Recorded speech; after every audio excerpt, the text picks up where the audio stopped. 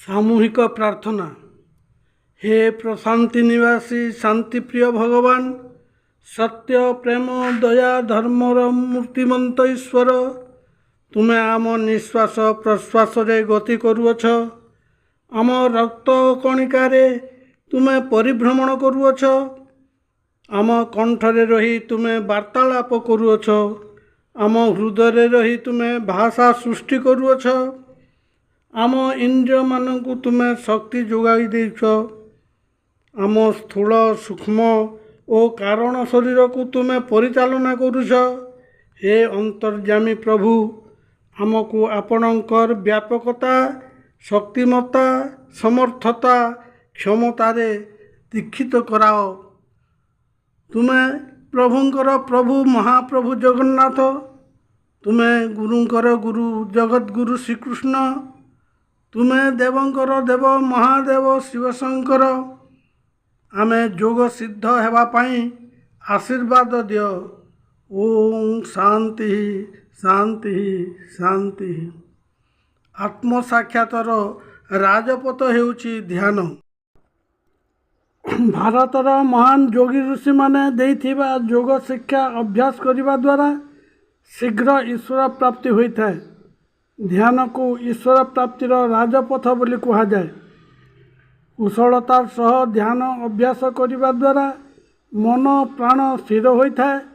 ପ୍ରାଣବାୟୁ ରୂପକ ହାତୀ ପିଠିରେ ବସି ମନ ମହନ୍ତ ଗତି କରିଥାଏ। ଧ୍ୟାନ ଅଭ୍ୟାସର ଅଙ୍କୁଶ ମାରି ପ୍ରାଣ ରୂପକ ହାତୀକୁ ନିଜର ଇଚ୍ଛା ଅନୁସାରେ ପରିଚାଳନା କରିହେବ। ଈଶ୍ୱର ଦୁଇଟି ମନ୍ଦିର ଗଢ଼ିଛନ୍ତି, ଗୋଟିଏ ପ୍ରକୃତି ଓ ଅନ୍ୟଟି ଆମ ହୃଦୟ। ଏହି ମନ୍ଦିରରେ ତାଙ୍କୁ ପ୍ରତିଷ୍ଠା କରିବାର କାର୍ଯ୍ୟ ଆମ ହାତରେ ଦେଇଛନ୍ତି। ଆମେ ସବୁଦିନ ଧ୍ୟାନ କରିବା ଦ୍ୱାରା ସେ ଆମ ହୃଦୟରେ ପ୍ରତିଷ୍ଠିତ ହେବେ। ସକାଳ ଏବଂ ସନ୍ଧ୍ୟା ସମୟରେ ନିଜ ପୂଜା କୋଠରୀ ବା ଅନ୍ୟ ଏକ ସ୍ୱତନ୍ତ୍ର ପବିତ୍ର ସ୍ଥାନରେ ଧ୍ୟାନ କଲେ ଭଲ। ଆଗକାଳରେ ମୃଗଚର୍ମ କିମ୍ବା ବ୍ୟାଘ୍ର ଚର୍ମକୁ ଧ୍ୟାନ ସମୟରେ ଆସନ ରୂପେ ବ୍ୟବହାର କରୁଥିଲେ।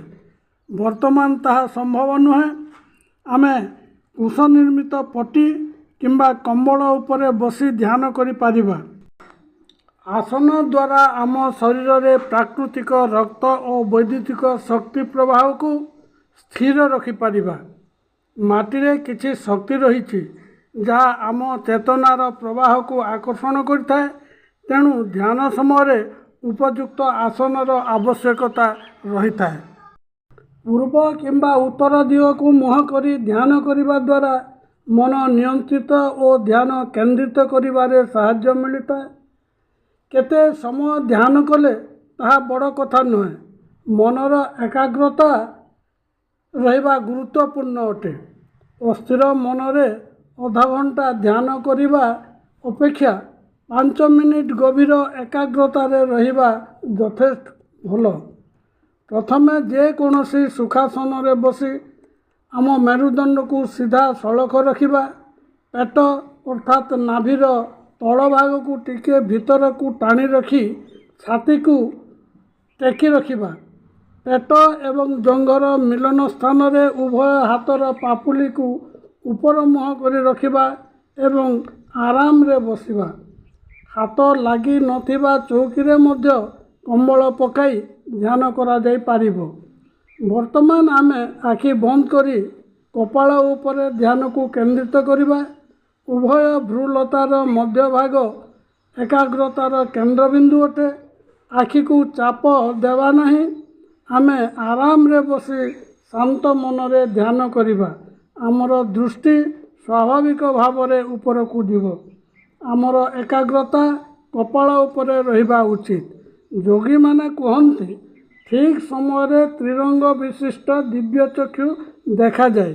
ଏହା ନୀଳ ବୃତ୍ତାକାର ଗୋଲକକୁ ଘେରି ରହିଥିବା ଏକ ଉଜ୍ଜ୍ୱଳ ସୁବର୍ଣ୍ଣ ରଙ୍ଗର ଗୋଲକ ଅଟେ। ଏହି ଗୋଲକ ମଧ୍ୟଭାଗରେ 5ଟି କୋଣ ରହିଥିବା ଏକ ତାରକା ଝଲସୁଥାଏ। ଏହି ଚକ୍ଷୁ ଦୃଶ୍ୟମାନ ହେଲେ ଏହାକୁ ଭେଦ କରିବାର ଗୋଟିଏ ପଦ୍ଧତି ରହିଛି।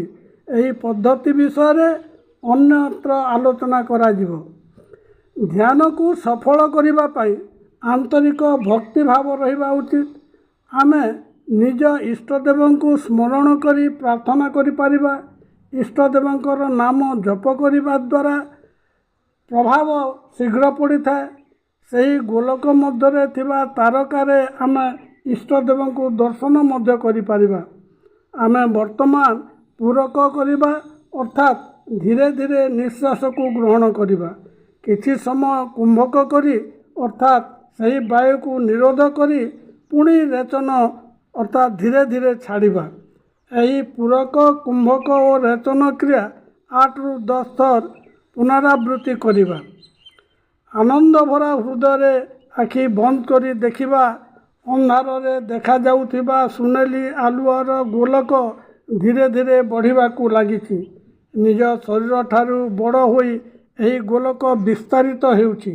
गोलक मध्य निज घर ग्राम देश एवं धीरे धीरे सारा सृष्टि दृष्टिगोचर हेउछि। सुख शांति और आनंदर एही आलोकित गोलक द्वारा समग्र विश्व को देखा जाई पारिबो। एही विशाल गोलक मध्य पृथ्वी एक छोट पेंडु परी बा नटु परी घुरुछि। एही गोलक मध्य आमर ग्रहमंडल सौरमंडल छायापथ एवं नक्षत्रपुंज सबू रही अछि। सेथिपाई कहा जाइछि अखंड मंडलाकारम व्याप्तम जेन चराचरम तत्पदम दर्शितम जेन तस्मै श्री गुरवे नमः। एबे आखि खोली आमे निजको देखिबा। आम शरीर सतरे केते छोट। आखि बंद करी पुणी थरे अनुभव करिबा आमर एही छोट शरीर नाही, आमे ही सही विराट गोलक। आम भितरे सबु किछि दृश्यमान हेउछि। मानसिक भावरे एही संकल्प को पुनरावृत्ति करिबा। आमे सही गोलक आनंद और प्रेमर महाजागतिक शक्ति जो इच्छा शक्ति यही विश्व ब्रह्मांड सृष्टि होइछि। जहिरे अनेक जगत और ब्रह्मांड पानी फोटका परि भासुछन्ति। भागवत रे यथार्थ रे कहा जाइछि ब्रह्मांड माळ माळ होई जालोम कूपे भासु थाई। यार प्रत्यक्ष प्रमाण आमको ज्ञात हेब। ईश्वर एवं आम भितरे आउ पार्थक्य रहिबो नाही। ओम शांति शांति शांति।